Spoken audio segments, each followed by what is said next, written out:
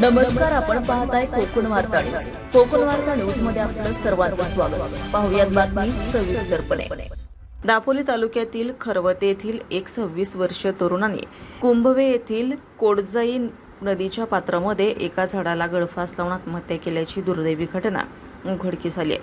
कांचन गणेश फराटे, वय वर्ष 26, राहणार खरवते, तालुका दापोली, जिल्हा रत्नागिरी असं मृत तरुणाचं नाव आहे. या घटनेमुळे परिसरात हळहळ व्यक्त होत आहे. पोलिसांकडून मिळालेल्या प्राथमिक माहितीनुसार सोमवारी 25 मे रोजी सकाळी 11:15 वाजेच्या सुमारास ही घटना घडली. मौजे कुंभ येथील कोडजाई नदीच्या पात्राच्या पाण्यामध्ये फणसाचा डोह नावाच्या ठिकाणी नदीकाठी असलेल्या फणसाच्या झाडामध्ये वड जातीच्या झाडाची पारंबी गुंतली होती. कांचन फराटे याने याच पारंबीच्या साह्याने गळफास लावून घेतला. दुपारी 4:15 वाजेच्या सुमारास त्याचा मृतदेह या झाडाला लटकलेल्या अवस्थेत स्थानिक लोकांना दिसला.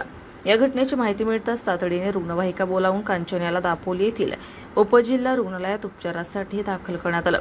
मात्र तेथील वैद्यकीय अधिकाऱ्यांनी त्याला तपासल्यानंतर उपचारापूर्वीच मृत्यू घोषित केला. या प्रकरणी मयताचे चुलते महादेव देवजी फराटे, राहणार खरवते, तालुका दापोली यांनी पोलीस ठाण्यामध्ये खबर दिली आहे. त्यानुसार दापोली पोलीस ठाण्यात BNSA कलम 194 अन्वये आकस्मिक मृत्यूची नोंद 46/2026 करण्यात आली आहे. रियाज ठाकूर, कोकण वार्ता न्यूज, दापोली.